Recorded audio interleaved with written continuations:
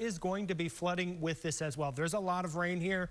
Offshore, I think there's already been estimates of 6 inches of rain. We've been forecasting that, so have to watch the flooding threat as those heavier rains move in. Latest forecast track, Tom, moving in overnight through tomorrow morning, generally south of Orlando, the track, but of course impacts well outside the cone. Yeah, one thing about when you track a system like this, the sustained winds are kind of swirling around the core, but we're going to be on the right-hand side, so the storm is moving, and we add that motion, that wind into the overall wind effect, and it's really going to be hammering in Brevard County, which missed a lot of the really bad stuff from Ian, at least wind-wise. Yeah, so Brevard County, entire Brevard County, actually under a hurricane warning. So that includes the barrier islands and the mainland here. And you know very well, if you live on the barrier islands or if you live far inland, the weather can be totally different. So actually, Tom, I want to go hyper-local here, and I want to zoom into southern Brevard County, and we can kind of highlight some of the differences in the forecast based on where you live. So let's start, Tom, on the barrier islands. Cocoa Beach, Melbourne Beach, Canova Beach, Satellite Beach, in the Atlantic. This is where the erosion is going to be the worst, obviously, right on the sea. Yeah, and we're also going to be taking over the intercoastal and pushing in surge along the mainland here, including there in Merritt Island. Yeah, so what I'm thinking is 3 to 5 feet of storm surge here on the ocean. And the storm surge here, say downtown Melbourne and these areas up toward Palm Shores, maybe a foot of storm surge as those waters are driven up over the shores there. All right, and winds easily 65, 75, maybe 85, and some of that may depend on exactly where the center comes ashore, but close enough. It's going to be a lot of wind, additional rainfall, and of course that flood risk. And if you're in West Melbourne, if you're in Palm Bay, Mico, Grant, Valcaria, Melbourne, Palm Shores, areas basically away from the intracoastal, winds maybe 60 to 70 miles per hour, and these are going to pick up especially just before midnight. Now, Volusia and Flagler counties, I actually wanted to focus on coastal Volusia County right now, Tom. I got that hurricane warning in effect, and this, of course, was when we had Ian. We had another big high pressure area. It's a very similar overall weather pattern back then. We had a huge high to the north that really exacerbated the wind threat along the coast. We had a peak wind of 96 at New Smyrna then, but you can really see we're going to have the winds and rain increasing here, George. We'll have the coastal erosion continue as well, and we're actually going to go to Mike Springer, who's actually in Volusia County right now, and we're going to see some of this beach erosion that we've been talking about. Mike, how you doing out there? Yeah, George, I can tell you the wind is starting to pick up a little bit here out along the coast. Not too much in terms of rainfall here just yet, but I want to show you kind of what the ocean's looking like right now. Luckily, we have some lights here on it. You can see kind of those waves there still coming in against that beach ramp there, kind of pounding against that lifeguard tower. You can see it already took down part of that public restroom there that's been closed since Ian hit here about 6 weeks ago. Now, it's the stability of these condos here along the coast that has Volusia County Sheriff Mike Chitwood very concerned here. You have about 11 of these structures that they have worried about, that they feel could be unsafe, so they've been evacuating people up and down the coast here for the last several hours, trying to get them out of any of those buildings they feel might be compromised. And, you know, the sheriff's been here for more than 10 years, and he says he's never really seen anything like this before. We've said this all along. The erosion that occurred and the damage, the structural damage from Ian has not been repaired. And here we are with Nicole bearing down on us, and just the waves and the wind, there's a good possibility we're going to see some structures tumble into the Atlantic Ocean tonight.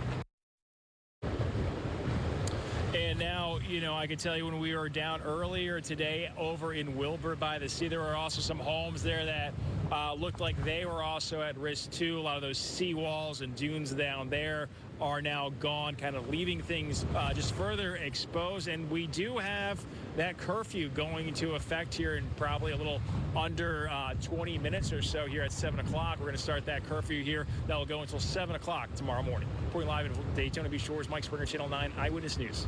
Still cannot get that image of the building just crumbling, being eaten away by those waves.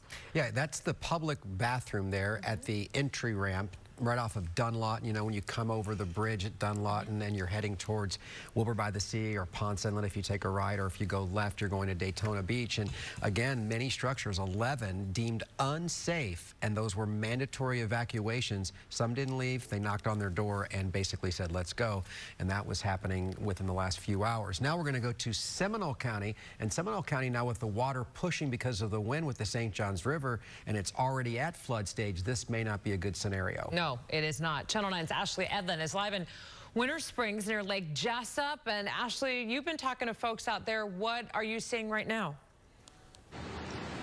Well, right now, Martha, we're actually seeing a lot of debris still left over from Ian. If you take a look here behind me, it's tough to see because it's now dark, but you can see just kind of scattered debris here, trees, things like that, branches, water, a little bit of pooling water here. This area was really hard hit by flooding after Ian. It was the aftermath of Ian that really brought a lot of water into this area and caused a ton of people problems in this area. Now, I can tell you from being out here for the past 20 minutes, I'm starting to feel the wind pick up. You're starting to hear the trees creak, which is always a sign that you kind of want to get out of Dodge a little bit and not be in these areas when something like this is happening. The rain isn't too bad here right now, but again, we know that this area is prone to flooding.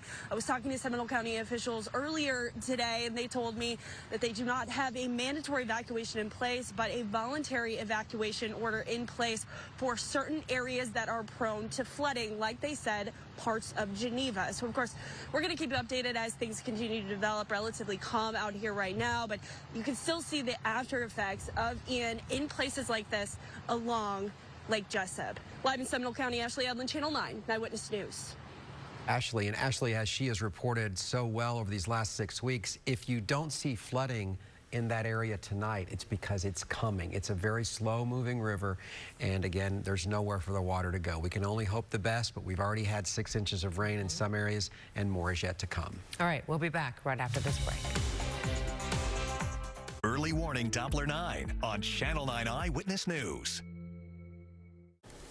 Welcome back. You are watching continuing coverage of Hurricane Nicole. The way the wind is blowing and whipping around, it's pushing water right now, the St. Johns River in Sanford, pushing that water towards the folks that already are inundated. Let's go back to Channel 9's Jeff Lefkulich, who is live in Seminole County. He's our Seminole County reporter. He has met, talked with, and shown us images over these last several weeks of what Ian did. Jeff?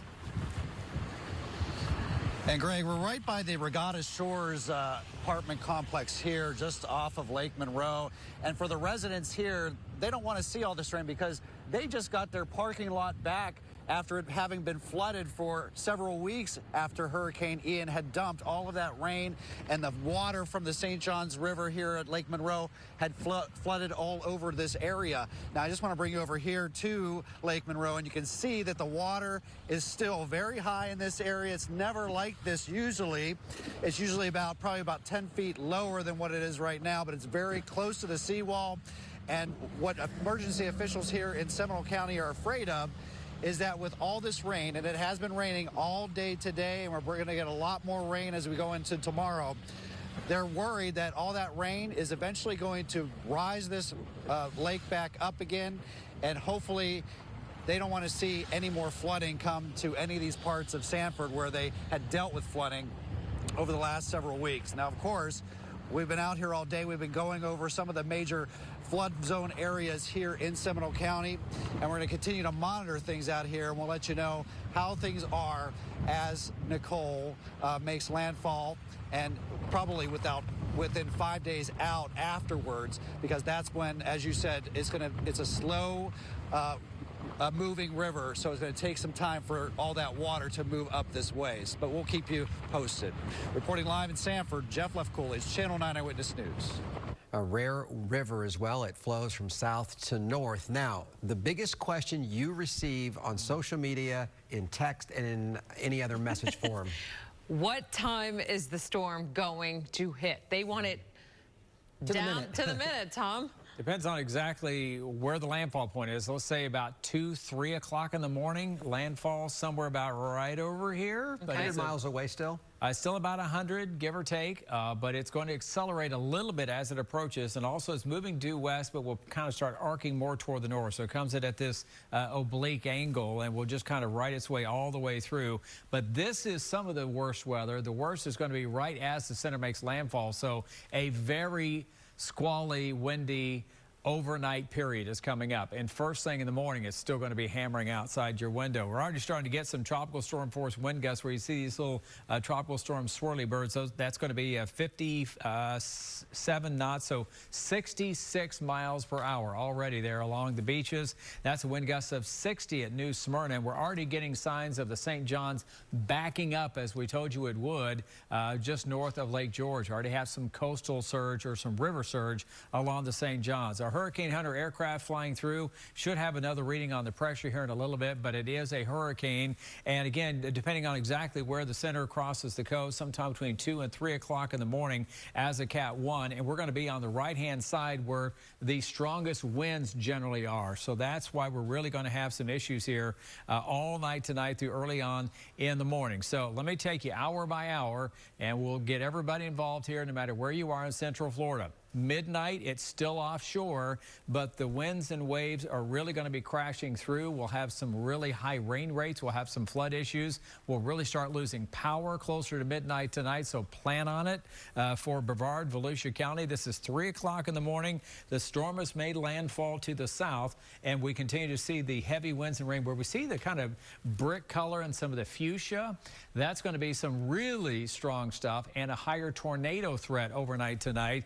We're still just kind of getting into the stronger tropical storm force winds to the west, but all during the overnight hours. This is 6 o'clock in the morning. We have an earlier sunrise now. As Greg was mentioning, we're back to standard time, so we're going to wake up and it's going to be hammer time outside. Very heavy winds and rain, and another high tide cycle for Daytona Beach and all the way through the coast. We'll start reversing the winds in Brevard, so not as much of a surge issue first thing in the morning there. The winds will be helping us out a little bit. This is going to be 10 a.m.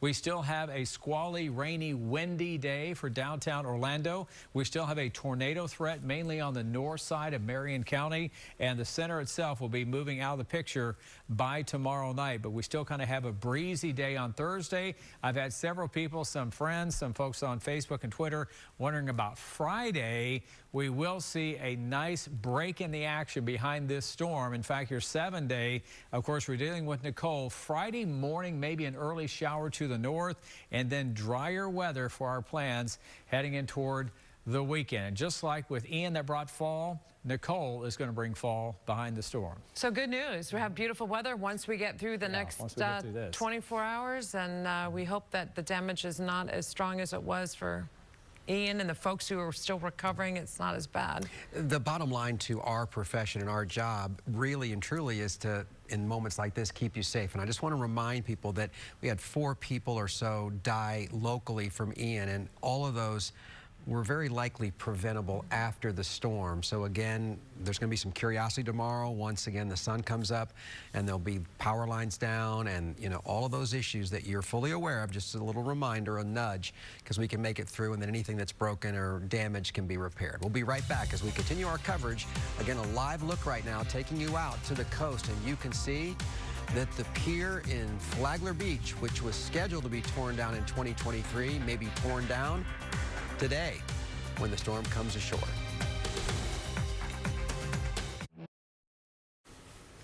Welcome back to our live continuous coverage as we continue to track what is now Hurricane Nicole. I was just here with you a short time ago, and my, how things have changed. Yeah, from tropical storm to hurricane since you left. Martha's taking a break. Nice to welcome you back in, Darlene Jones. As we continue our coverage here on Channel 9, we'll be with you all the way through the storm as it continues to trek its way about 100 miles off our coast. Evacuations, as we mentioned, underway along parts of the coast, and some buildings have been deemed unsafe. In fact, if you were asked to evacuate, there's a very good reason why, and that's because, as the sheriff said earlier, live on Channel 9, that in all probability, some of those buildings along Daytona Beach shores in Volusia County could actually topple into the ocean overnight. Because they are so compromised from Hurricane Ian, which was just 6 weeks ago.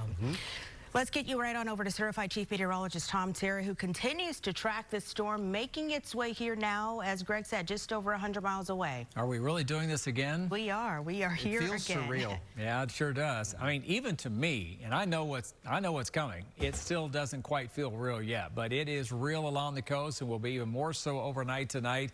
Wind 75, just got the 7 o'clock advisory here, moving a little bit faster, west at 13. It's actually just a hair north of due west, so that will put it making landfall probably around 2:30 in the morning, give or take here, south of Fort Pierce or near Fort Pierce. But look at the size of that rain and squally wind field.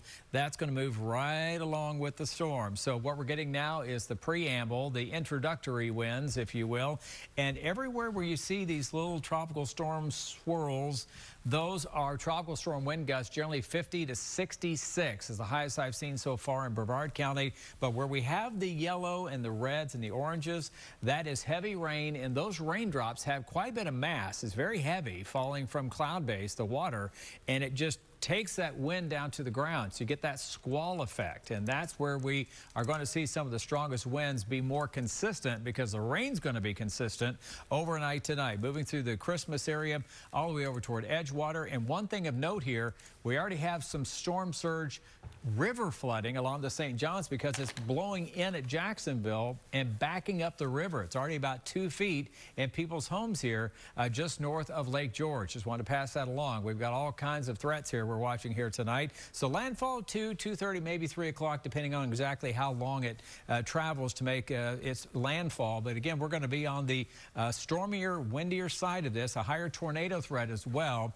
And that's going to be 1 o'clock in the morning, about an hour away from landfall off our east coast. Increasing tornado threat, something we'll be talking more about overnight tonight. We're going to be with you all night tonight, in addition to the gusty winds. Let me take you hour by hour. Early warning future track. The winds at midnight, gusts to 37, 29 Ocala. But look for that fuchsia color, that purple. That is the serious wind starting to approach 50, 58. Let me take it forward in time.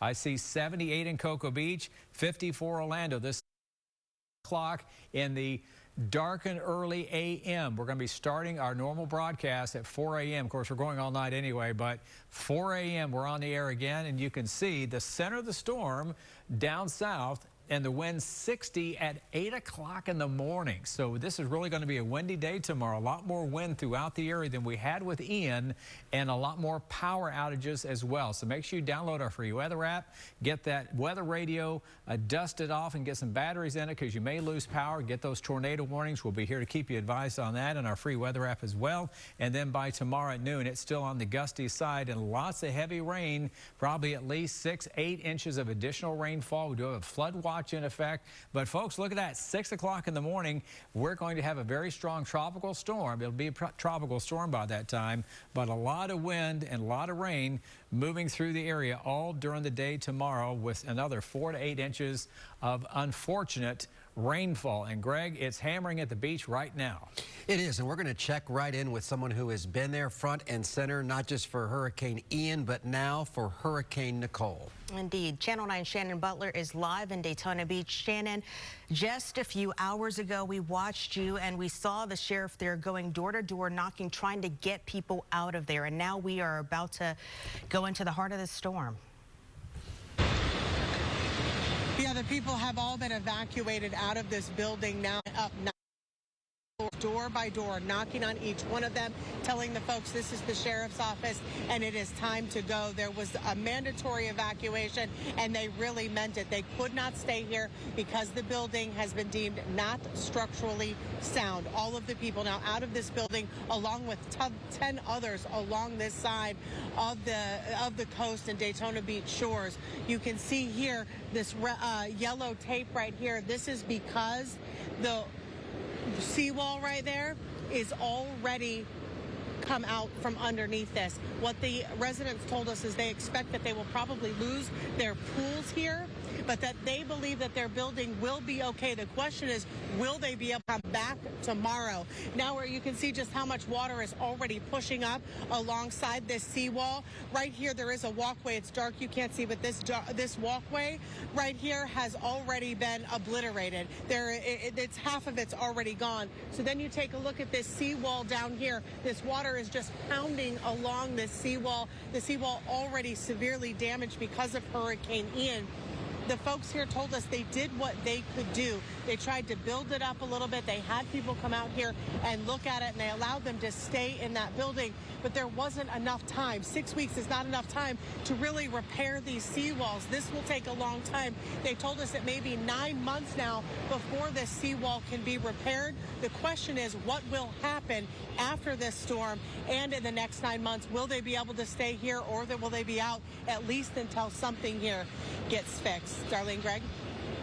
Thanks. All right, and again, Shannon talked with some folks and talked with one man in particular whose wife is the head of that HOA, and a lot of the people in these hotels aren't necessarily residents. They're owned locally, but they're like Verbo, which is VRBO, the rental agreements that people make. So there's not a main desk. Right. So some of the people that were there, it may not have been their fault. There may not have been anyone that even told them they could be out-of-town visitors. So again, it's a real scramble, but the good news here is that the people that were in that structure, more than 100, are now out and in a safer location. And there were 11 properties there over in Volusia County that they said, hey, you've got to go. Deemed unsafe. All right, now let's continue. Let's go down the coast to Brevard County, Melbourne Beach, where it was not a mandatory evacuation. And Mel Holt is there live, and I can see it really blowing and raining, Mel. And rough surf as well, which is really hard to see right now, Greg, but I can tell you that conditions are only deteriorating here in Brevard County. Emergency management saying too that really now is the time to shelter in place. If you're not there already, you need to be there. It's time to ride out the storm, which is now, of course, a hurricane, Cat 1. I want to show you the courtyard area that we're in right here, because I'm not sure how strong these sustained winds are right now, but strong enough, as you can see here, to shake those light posts. So this wind is whipping at this point right now. There's really nothing for emergency management to do at this point except to wait out the storm and then assess what's happening here. But I can tell you, they say now is not the time to be out on the causeway.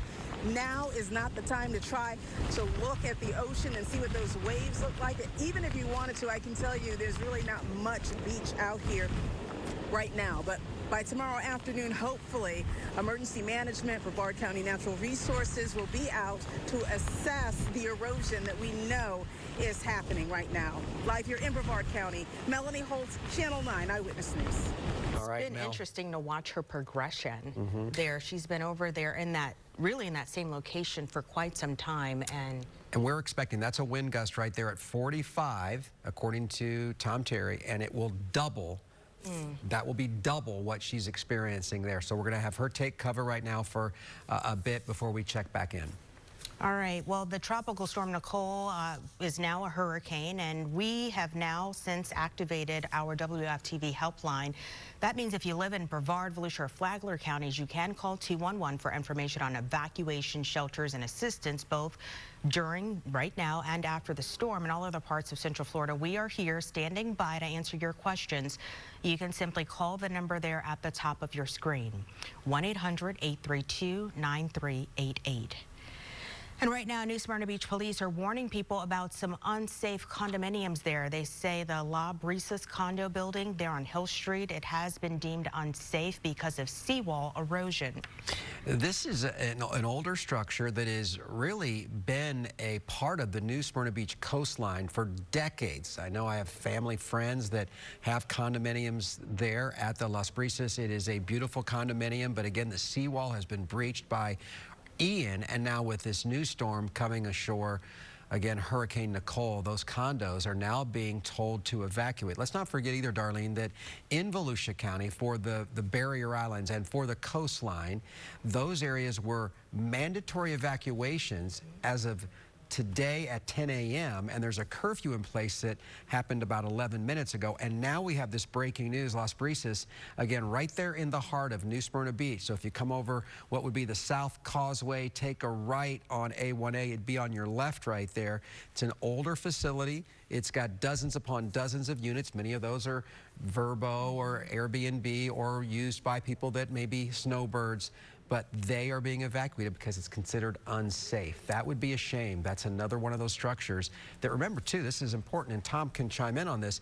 I flew over after Charlie Francis, especially Charlie, and that area there in New Smyrna Beach was really hit hard, but we didn't talk about them being unsafe. Right. We saw pools damaged, this sort of thing. Well, the sheriff said that earlier, and another thing that stood out to me, he said, listen, he said this, and the emergency operations director said, look, now is not the time to go out and take selfies. It's not worth your life. And that is actually part of the reason they put this curfew in place that started at 7 and will go on until 7 a.m. because they just don't want people out there. You were here with us. We were all here for Hurricane Ian, and we saw people lost their lives over in Volusia County. 5 deaths after Ian, and one of them was because someone was just walking along the shoreline there and the ocean water just swept them away. Yep, and they drowned. All right, remember, you can always count on Channel 9 to keep you updated as Nicole continues this trek about 100 miles away right now from the eye coming ashore down south of us, but we're going to be on the bad side of the storm, taking that brunt of that punch. And you can download our free WFTV weather app. It's good to do that right now while you still have internet and still have power in your house. Also, charge all those devices up. If you have those auxiliary batteries, to me, those are lifesavers. I have 2 of those charged at my house in case we lose power, so that, again, the phones will work and the tablets. And you can watch our storm coverage right there on your cell phone. Also, we have a lot of radio partners as well. So if all you have left is maybe one of those smaller radios, a clock radio, or anything that would work just with battery power, that's also a good thing. Scan the dial once you lose power, because our signal will be broadcast over radio waves as well. We're getting ready to hit that point, folks. So these are those little final preparations that you can do right now as you're watching us, so that you can watch as this thing progresses, even if the lights go out. We are here for you, and part of what we do here is to help keep you informed, but also keep you safe. Our coverage continues just after the break. This is a live look right now at Daytona Beach there. Oh, Deerfield Beach. I'm sorry, Deerfield. All right, live look again. We were going to break, and then we saw one of those breakers hit. This is Deerfield Beach. This is down in Broward County. I was actually looking online, and they have several cameras that as their website points out, you can watch the beautiful sunrises of Deerfield Beach. Well, tonight we are using their cameras for a much different purpose. And as we timed it going to the break, we actually saw one of those breakers just slam into this pier area. And here you go again. This is a little tune-up to what we're going to start to see along our coast if we're not already seeing that. I asked Tom what he thought of this. And Tom, you're getting a good look maybe for the first time at Deerfield Beach, which is south of us, basically in the South Florida area. They're getting hit a little bit harder right now, correct? Yeah, we talk about breaking waves. That's 10 to 15 feet breaking waves, maybe a little higher there. So that's what really damages piers, are those breaking waves. That doesn't necessarily make it all the way on shore. It's not like a tsunami, but they are probably going to get up to 5 feet of storm surge there. And you can really see those are the outer waves from that hurricane. I found it interesting when we found this video. This is a live feed. You know, this is used for a different purpose. This is used to promote a beautiful beach in Broward County. Deerfield Beach is gorgeous. Those resorts are really pretty. And as you can see, that's a nice camera that they have there. And that's there to entice people to come to South Florida and enjoy what would be a beautiful sunrise. It won't be so pretty tomorrow, more than likely. Let's hope it survives the storm, because we know we lost some of our cameras up in the along the coast here. No doubt. Channel 9's Jeff Deal live in Cocoa Beach. Speaking of piers, and he is along one there where, again, the storm is starting to really hammer the folks along there. Right, Jeff? It is. The wind, I can actually feel it pressing on my back to I can tell Carl, our photographer, is a little more unsteady than he has been throughout the day. We've been getting more rain and more wind as the night goes on, and we're out here at the Cocoa Beach Pier, and you may be able to see, if we take a look out there, This is the pier out here. You can see where the waves are just going right underneath the pier, and every once in a while you'll see the waves just kind of crashing up right through there and almost do like a ripple effect right through the bottom part of the pier out here. We have seen a handful of people coming out here to take a look at this. We've seen this before during other hurricanes. Matthew up there in Flagler County, where waves just rip through the bottom parts of these piers. A pretty impressive sight. The waves have definitely gotten bigger as the day has gone on here in Brevard County. Whoa, you can see how high some of them are really getting right there, and every once in a while some of the waves will the water will from those waves will kind of flow up near where we're standing by the lifeguard station. So a lot of activity with the wind and rain really churning things up out here on the beach. We haven't seen any kind of damage or anything like that in this area. Obviously, a couple people here out at the beach checking it out as well. We saw some police officers checking on it a little while ago as well. So this is something that we're going to continue to keep an eye on today and throughout the night, and tomorrow too, to see how things are looking out here with that hurricane coming through here. For now, reporting live in Cocoa Beach in Brevard County, Jeff Deal, Channel 9 Eyewitness News. All right, thanks a lot, Jeff. We know you will stay on top of things out there on the coast. Again, just continuing to take a pounding. And we've mentioned Nicole comes as many people in Florida are still struggling to recover from Hurricane Ian. Yeah, no doubt. Channel 9 Washington correspondent Blair Miller checking on the federal resources meant to help Floridians and how they're keeping up. I was there in Florida 6 weeks ago and saw the devastation that Hurricane Ian caused. Now, some of the same people are questioning if they can handle another storm. In parts of Florida, the threat of a tropical storm or Category 1 hurricane prompting mandatory evacuations. Today is the day to get ready. And a grim warning from emergency leaders there on the ground. If you were impacted with flooding from Hurricane Ian, then you can expect to be impacted by this upcoming storm as well. The federal emergency response ramping up once again. It comes as FEMA is still trying to help victims of Ian and pay out claims to those who've applied. And through FEMA's National Flood Insurance Program, we've paid more than $351 million to policyholders. President Biden has also approved an emergency declaration and ordered federal assistance to the state. But this Government Accountability Office report recently looked at how FEMA assesses the devastation in hard-hit communities. The watchdog questioned how accurate the agency is when estimating damage. Questions that come as people in the line of fire once again face a new threat. Surge amount of feet, and it could be 5 feet in certain locations. Some schools are already closed, and the Orlando airport stopped all commercial traffic earlier this afternoon. In Washington, Blair Miller, Channel 9 Eyewitness News at 10. All right, thank you, Blair. Blair's a little ahead of time right there, but thank you for filing that report. We get the point that, you know, the airport's closed. I mean, 74 flights and an hour or something crazy there that happens. Or It's a busy place. That's too many. I wrote it down.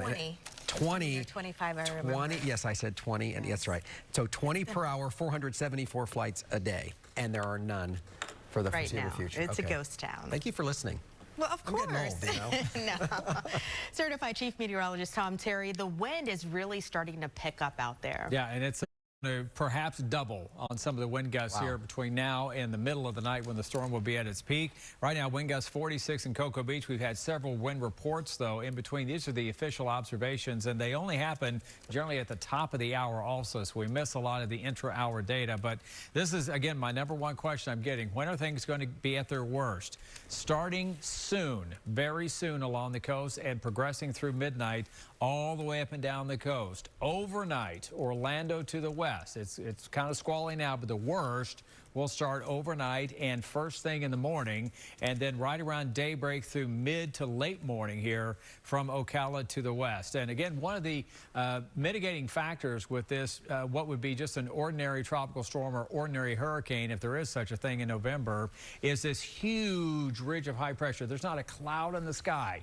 High pressure in the atmosphere here, low pressure here. That difference in pressure, the pressure gradient we call it, is the reason we have wind in the first first place and weather, okay? Mother Nature's always trying to even the playing field, and that really made for a very large wind field with this, and that's why we've had so many impacts here well in advance of the storm. About 100 miles or so, give or take, off our southeast coast. Picking up a little bit of forward speed. It will likely make landfall, give or take, 2:30 in the morning, but it will be overnight that we'll be dealing with the worst weather. Already getting some pretty heavy showers and squalls coming through, and the raindrops themselves are actually very heavy. Individually, they're not, but they have a lot of mass, and they transfer wind, rain, the more persistent rain. That's where we get these little wind reports over 50 to 60 miles per hour, and there's a lot of rain yet to come. Landfall will be here south of Palm Bay, Melbourne, but we're going to be on the right-hand side, the more tornadically prone side, and also the stronger wind side. And let me show you the forecast. Mal has done a great job for us, and it's relatively close to the track, maybe a little bit north of the track, but 1 o'clock in the morning, we're going to be still on the air.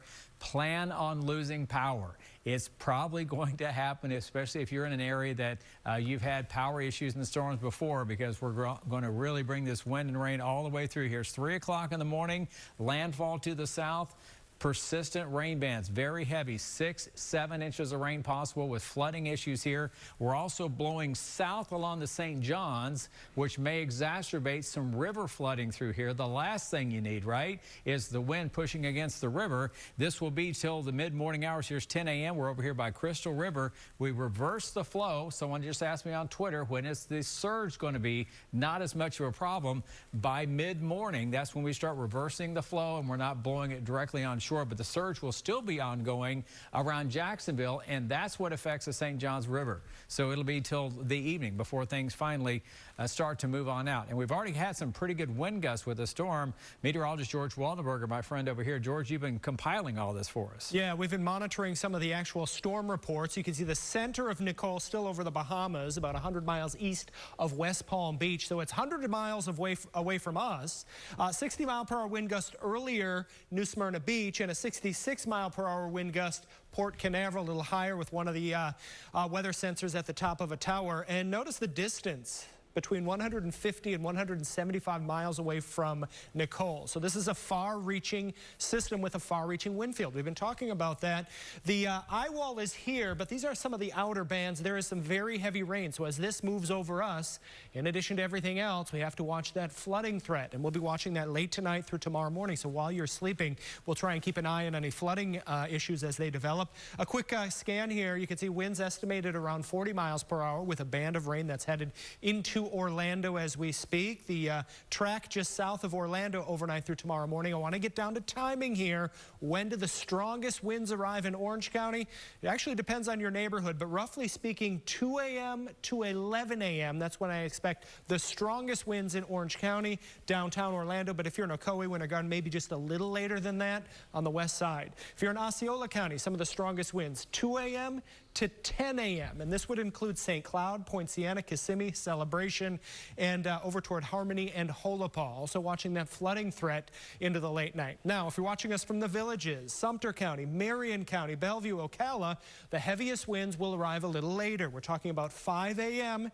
and these will go all the way through tomorrow morning through early afternoon. Winds up to around 50 to 60 miles per hour and watching about 3 to 6 inches of rainfall. And we'll end here in Volusia and Flagler counties. I think the winds pick up just before midnight even more. And we've already had some serious winds here along the coastline, picking up even higher.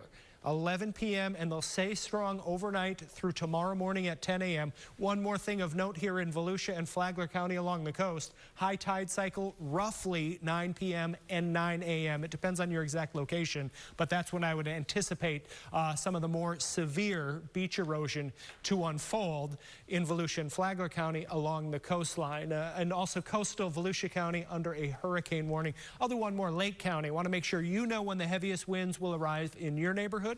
And around 3 a.m. So overnight through tomorrow morning, if you're in Leesburg, the villages in Lake County, Eustis, Mount Dora, Tavares, Astor, Claremont, Mineola, Mascot, Overnight, the winds are going to pick up, so you'll start to hear those wind noises, and all the way through noon tomorrow, that's when those heavy tropical storm force winds will be in Lake County, and also watching that threat for heavy rain as well. I'm thinking about 4 to 6 inches, but these amounts will vary depending on the exact location that you are located in. So a tropical storm warning for Lake County here, and again, the strongest winds overnight through tomorrow morning. Quickly, Seminole County, I don't have the graphic set up. I'll set that up next time, but just before midnight all the way through tomorrow late morning, the strongest winds beginning to push back in. I'm going to pass it back to Darlene and Greg, and we're going to take a look at what's going on here. Guys? Yeah, I know Greg was asking to get a look at this camera, Cocoa Beach here, there, and this just gives you conditions are like over there. This is where Jeff Deal is. We just saw him a few minutes ago. Yeah, this camera really underlines and underscores just how severe this storm is going to be and is currently. This is the very least of the problems over there in Brevard County, in Volusia County. The previous beach erosion, we are Reese's condominium complex now being evacuated by New Smyrna Beach police. Evacuation in place, but people did not leave Las Brisas, and now the seawall, residents are commenting on Facebook that it should have been replaced years ago, has been breached, and there is concern for just how sturdy that condominium is right there on Atlantic in New Smyrna Beach. We're going to continue to follow this storm and its coastal impacts and inland impacts as we continue with our coverage here on Channel 9. It is just about 7:30, and we're going to be in this for the foreseeable future.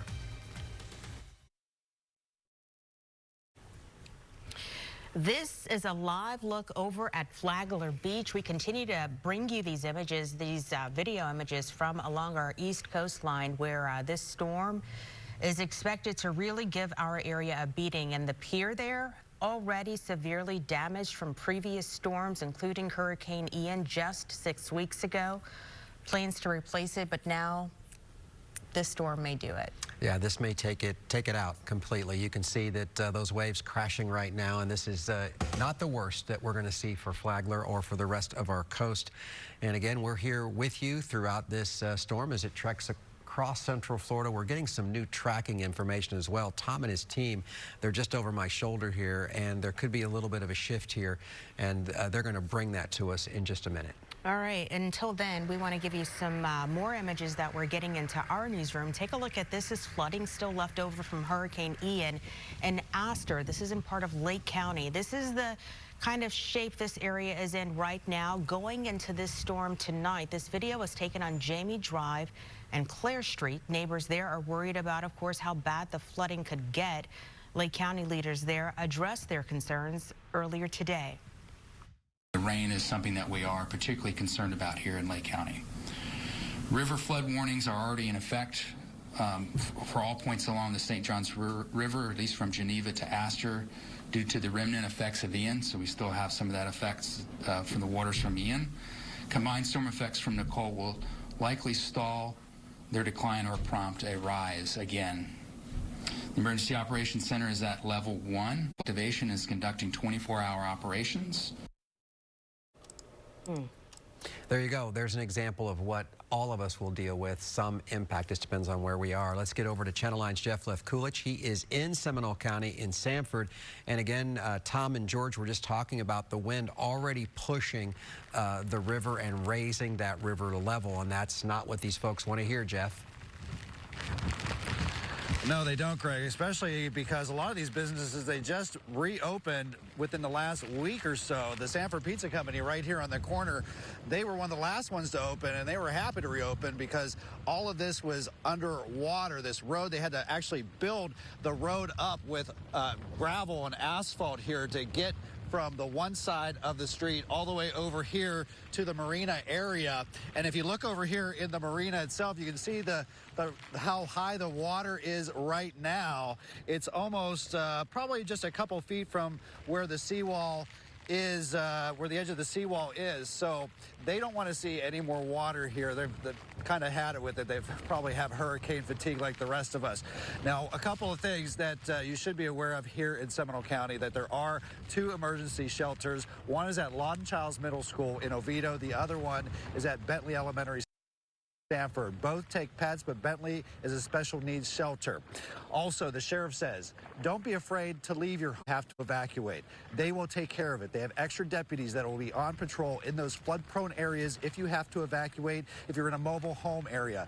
They will have extra deputies. They also have a new undercover unit that will be out there in plain clothes, plain cars, watching over those areas to make sure that criminals don't go in there and try to take your belongings. So a couple things to know as we get into the hours of when this hurricane is going to start landing. But that's the latest now from here in Sanford. Now we'll send it back to you in the studio. All right, Jeff, thank you. And an area that I know that you have talked with a lot of folks that was really impacted right here in the heart of Orlando. Yeah, the Orla Vista community in Orange County was one of the hardest hit during Hurricane Ian. The people over there, some of them lost everything, and we've had reporters go over there to check it out over the last several weeks, and they're still trying to clean up from Ian. They did pump down some of the water, according to city and county officials, but will it help tonight? Channel 9's Alex Walker went to see how things are shaping up with Nicole on their doorstep. We are here in the Orla Vista community here in Orlando. This is an area that historically gets hit very hard during hurricane season. During Hurricane Ian, this place had severe flooding issues. Behind me there are 4 retention ponds that meet, and when the water accumulates and it comes down rapidly like we saw in Hurricane Ian, it causes flooding in this community. During Hurricane Ian, you can see this debris pile right here. There is still a lot of cleanup going on from Hurricane Ian. There is still cleanup going on.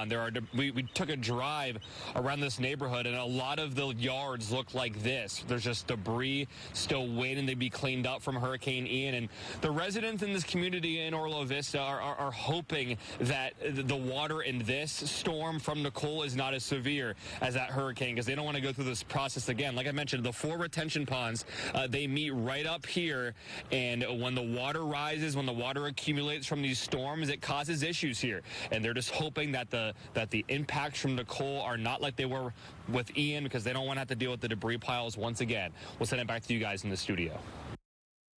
For those that are watching, Alex Walker is one of our sports reporters, also does a wonderful job. He's covered other hurricanes in other markets, and he's done a good job for us these last 2. And speaking of sports, the Orlando Magic are playing right now. They moved their game up by 90 minutes against the Dallas Mavericks. So when those fans come out here in the next half hour or so, hopefully they can all get home safely. But the Magic, with the Mavericks in town, decided to, roll the dice and try to get the game in. And in case the Magic are winning right now late in the game. I want to get back to something Alex spoke about, because he talked about, and you had mentioned they had tried to get some of the water out of those retention ponds that kind of gather there in the Orla Vista community. Earlier today, Orange County, that's in Orange County's jurisdiction, that community, the mayor talked about them staging crews around certain neighborhoods that had the propensity to flood. Those crews are staged in more of the South Orange County area. I did not hear him mention the Orla Vista, which has had, a history of flooding, not just in this storm, but in previous storms. So I certainly hope those folks are going to be okay, especially with the rain that we're expecting to get over the next several hours. If not, of course, you'll be able to get answers, because that's what you do. You're good at that. We'll try. Here is a look at the changes at our local theme parks and attractions as this storm approaches. Yeah, obviously not a good day for tourists. Walt Disney World started a phased closing earlier this evening. The parks remain closed now, we understand, through tomorrow morning, and will likely not open at their regular scheduled time. Typhoon Lagoon, the mini golf courses will stay closed tomorrow. But Disney does a good job of cleaning things up, and people have gone to the park after hurricanes, and they don't even see a branch out of place. So, yeah, they'll try to get it open as quickly as they can. Universal Orlando Resort closed earlier today. Both parks, City Walk and Volcano Bay, are also shut down. They plan to reopen at a later time tomorrow. And SeaWorld Orlando will close both its parks tomorrow. Aquatica and SeaWorld will be closed for the safety of both the animals and employees. They say they will reopen when it is safe and only when it's safe to do so. Of course, we're always tracking Gatorland over there. They'll be closed tomorrow. Here is a look there. I believe this is probably what they experienced during Hurricane Ian, right? Okay. The park expects to reopen during its regular hours on Friday. Gatorland just finished up repairs last month from Hurricane Ian. They had closed for quite some time there because of the flooding that you see there. It cost the park more than $1 million to clean up after all of the flooding you see there. Yeah, as the kids would say, that's one of the OG. That's one of the original theme parks that we had here. And, you know, they went through that fire several years ago where it looked like a fire-breathing dragon with the flame shooting out. Oh, wow. Then they had this flooding, and then tonight we'll see what happens. They always bounce back. They do. Good folks over there. Resilient. You are busy, and you are just at the beginning. Yeah. Sleeves are up now. They are. Time may get loose later because it's going to be a long night here. And it's going to get progressive. I don't think I've ever taken the tie off. All right. I don't want to go there. I don't really want to go there. All right. If I'm up at 5 a.m. though, yeah, it may be off somewhere. This is the overall impact. The worst weather starts arriving tonight, especially closer to midnight and through daybreak. So in the morning, if you have that early morning doctor's appointment, you're thinking about going here, going there, you probably need to be staying in your safe place because that's when the weather will be at its peak here across the I-4 corridor. Some of the live wind gusts, 36, 40, 41. We had 66 earlier over there along the coast near the Melbourne area in the northern parts of Merritt Island, rather. And by the way, right underneath our bug there, I think that's 45 for Melbourne. So it is windy along the coast right now. And the storm about 98 miles, give or take, from a eventual landfall point, but it's a large center of the storm. As we mentioned a lot of times, this northern side is the right-hand side as the storm moves is the heaviest side, and that's the side that we're on right now. It is moving just a little bit north of due west. They did another hurricane recon fly through, found a pressure of 975, so it's holding on to that hurricane intensity, but not necessarily getting a lot stronger. Strong enough for us. We can see the heavy band of showers coming through Metro Orlando, and when we get some of the heavier parts of this, that's that extra rain mass coming down and bringing winds with it. So we're getting wind gusts over 40 miles an hour with some of those squalls, and all of this is yet to come during the overnight hours. So landfall roughly 2, 3 o'clock in the morning. Some of our forecast models are showing it could be even as far north as, say, Indian River County, southern Brevard County, but it's such a big system that the exact landfall point won't make a whole lot of difference. We're all going to be on the not so good side of this particular storm. It will make its way across southern Osceola County, and this is kind of a crisscross of where Ian, it came up right through here. This is coming in from the opposite direction, exactly 6 weeks apart, and this storm will make its way across. That is going to be 1 o'clock in the afternoon tomorrow. It's over here, and we'll have a south wind, so everything kind of reverses. So here's more on the timing. Now to 10 o'clock, deteriorating conditions at the coast. We're coming into a high tide cycle now. We'll have another one just after 8, 9 o'clock in the morning. New gusty showers inland, and then between 11 and 8 o'clock in the middle of the night. Again, it's not a conspiracy, it just is the timing of this thing. We're going to have the worst weather setting in, gusty, wet, a higher tornado potential also during this time frame. And then Nicole starts pulling north through the lunch hour. And future track again is on the north side of the track. And we have another in-house model, our Barron model, which is also showing a landfall a little bit farther north. But that is really key because this extreme northern side of the eye wall right there, that's going to be where we have some of the strongest winds with the particular storm just on that right-hand side. But you can see 3 o'clock in the morning, we're likely going to be losing power starting in Brevard, Volusia, and extending west. So plan on losing power, especially if you have the temperamental power system near your house, the power lines, etc.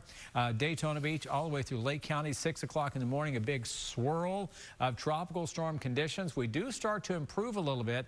This is one thing that is going to be helpful, is that there's dry air right behind it, so the rain will end relatively quickly, at least the heaviest non-stop rainfall. It's going to have kind of a large kind of a tail back behind it, though. We could still get some coastal downpours even into tomorrow night. The storm itself will be up here toward the north. This is something else. Our forecast model, it takes into account the strong winds and just gives us a rough idea of this is time with wind and rain. We could outages. This is 6 o'clock in the morning.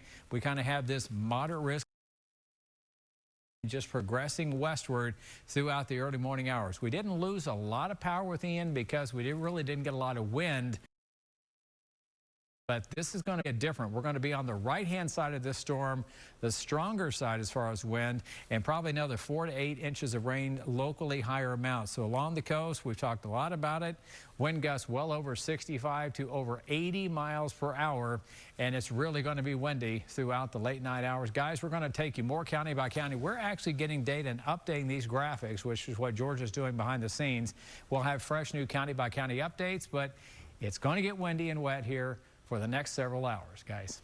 All right, Tom, thank you. We know you and your team will keep us posted. We also have crews spanned all across Central Florida, plus some live cameras that are just providing us with a look in as that storm approaches. And here is one such camera taking you back over to the Cocoa Beach area, and you can see that the rough surf is a thing. Cocoa Beach, Brevard County beaches were not under a mandatory, but a recommended evacuation. So some folks who stayed behind will get to be able to hopefully tell a story tomorrow that they made it through, because it's going to be a rough night for Brevard County. That hurricane, as it comes ashore, won't be too far south in terms of its eye based on Tom's latest track. We'll be right back as we continue our coverage here on Channel 9. It is 15 minutes until 8. We will be here until we need to be here. That's what matters. We'll be here until we need to be. We're not going anywhere. All right, take care. We'll be right back.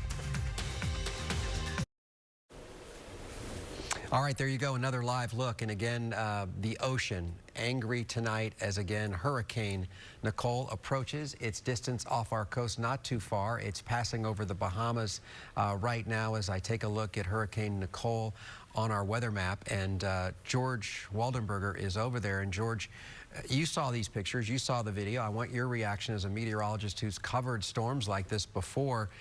Is it going to get a lot worse than what we're seeing right now in terms of the wave height? Yeah, so the hurricane is still 100 miles off the coast.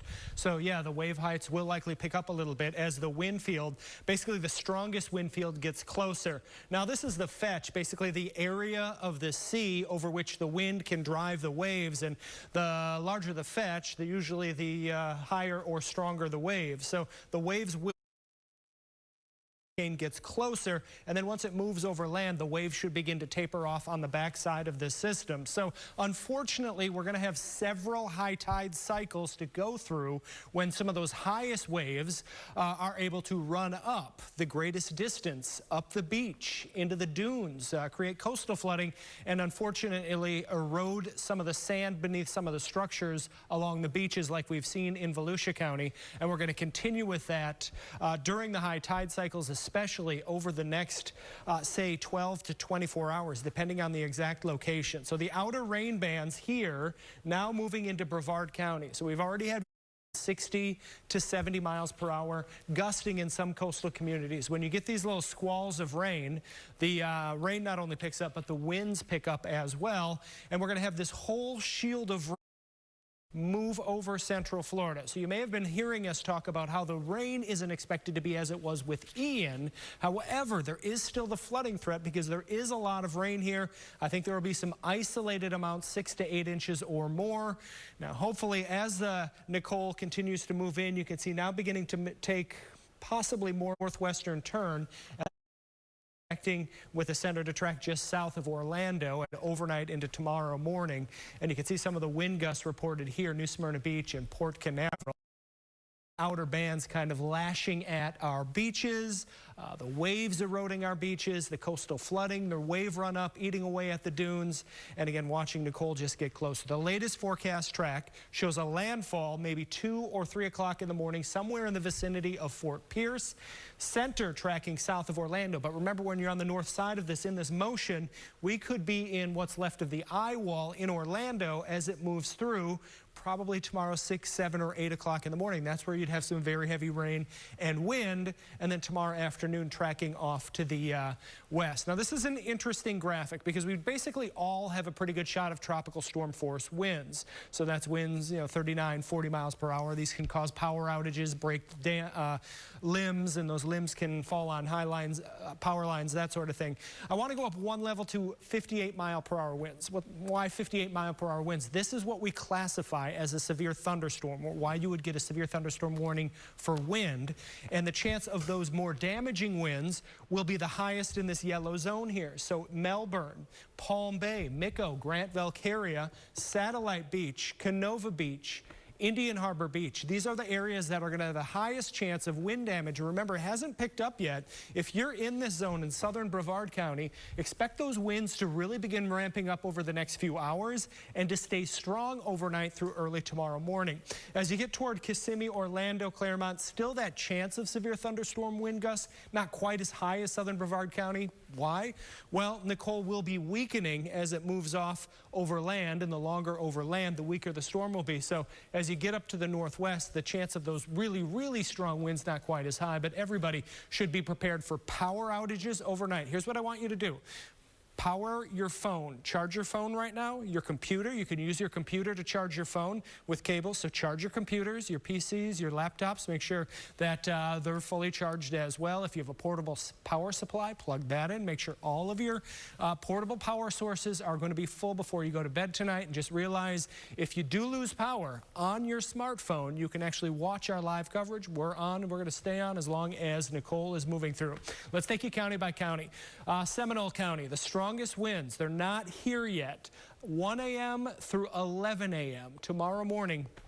That's when I anticipate the winds to pick up over 40 miles per hour, possibly over 50 miles per hour at times. And we'll watch that flooding risk develop as well, generally in that same time frame, because that's when the outer bands and maybe some of the inner rain of Nicole will be moving through that area.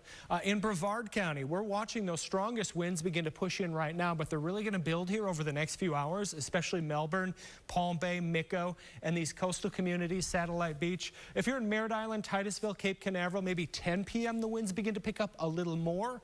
And watching those high tide times here, generally 9 p.m. to 9 a.m. when I think we have the highest chance of more of that beach erosion, which we definitely do not need. Orange County, Winter Park, downtown Ocoee, Apopka, Bithlo, Meadowwoods, looking at the strongest winds building in around 2 a.m. to 11 a.m. If you're up here in Apopka, maybe 3 a.m. It depends on your exact location. But if you're in Wedgefield, Christmas, maybe around 1 a.m., those winds picking up, anticipating 45 to 65 mile per hour winds in this vicinity. So power outages will be likely as well. Osceola County, strongest winds picking up 2 a.m. to around 10 a.m. in the morning. So this would include St. Cloud, Kissimmee, Celebration, Point Siena, also Harmony and Holopaw. As you'd head down toward Kenansville, we'll be watching that flood risk here as well. I think the flood risk here may be a little higher than up in Orlando, but we definitely have the flooding threat in Orlando late overnight through tomorrow morning as well. Marion and Sumter County, the timing of the heavy rain here is going to be a little different because it'll take a while for for the center of Nicole to move past these areas. So 5 a.m. to 2 p.m. if you're in Denellen, Bellevue, Ocala, the Villages, Wildwood. This is the time frame of some of the heaviest winds here, 35 to 55 miles per hour. So not quite as strong as some of the other areas in Central Florida. And the reason is Nicole will have spent several hours over land at this point, so won't be able to generate as strong of winds. Also realize, though, in this late overnight, early morning time frame, we have to watch that threat for tornadoes as well, as if we didn't have enough to worry about.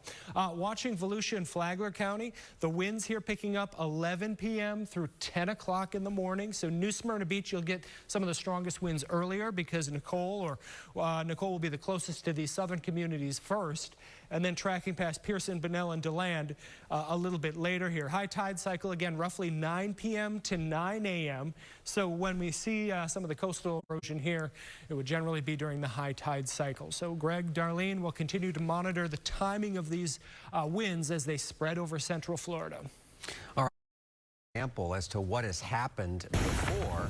This is the perfect example. Most of the damage you see below with this video sent to us from one of our viewers. This is from Daytona Beach Shores at a 7-story condo, Marabella, and this damage with the seawall and much of the underpinnings there with the sand and the dunes was gone because of Hurricane Ian. And now tonight, Darlene, they are concerned. This is the before and after. On the right is after Ian, before to the left, beautiful wide beaches over there. Just absolutely gorgeous. Daytona Beach shores. And this is what people there are so concerned with, is that the seawall is damaged, the waves are rising, there is not the protective dunes that typically were there. And again, these are high-end condominiums. In terms of, when I say high-end, I mean that, you know, they're expensive. And many people, because of the situation with our insurance crisis, do not have insurance. They are self-insured. They are paid off with maybe somebody's retirement funds or what have you. And tonight, those folks are very worried. 11 of those structures in Volusia County deemed unsafe, and the sheriff's office and police went door to door late this afternoon. Hundreds of people impacted by all of this. Channel 9's Ashley Evelyn is live for us right now in Winter Springs. Ashley, I know the conditions there are certainly starting to change. That is definitely the case, Darlene. I was in the car for the past 30 minutes, just, you know, looking through my phone, trying to keep up with what's been going on with the weather, and stepped outside. It is definitely windier. I can definitely see that it's raining harder out here. Now, we know this is an area right along Lake Jessup that was hit hard by Hurricane Ian. The aftermath of Hurricane Ian is really what got this area and flooded many, many homes here and caused a lot of destruction for people living out this way. And if you take a look over here, I know it's dark, but you can see the remnants of debris still lingering, you know, weeks and weeks after Ian. So I haven't really been able to talk to anyone in this area. We haven't seen people out and about in this area. I was over in Geneva a little bit earlier, and we did see people kind of talking to us out and about, getting ready. Not out here, though. So maybe it seems to me people are kind of just hunkering down. As you can see, this rain and the wind is starting to really come down out here. So we're going to continue to keep you updated, but for now, we're going to throw it to you back in the studio. All right, and I know that Ashley has covered that area so much for us and has seen what happens at daylight. So many times, you know, when you're covering, oh, the water's not rising. It's the morning after or the day after that. So we're going to continue to monitor. All right, we'll be right back right after this break. Martha Sigalski joins us. Stay with us.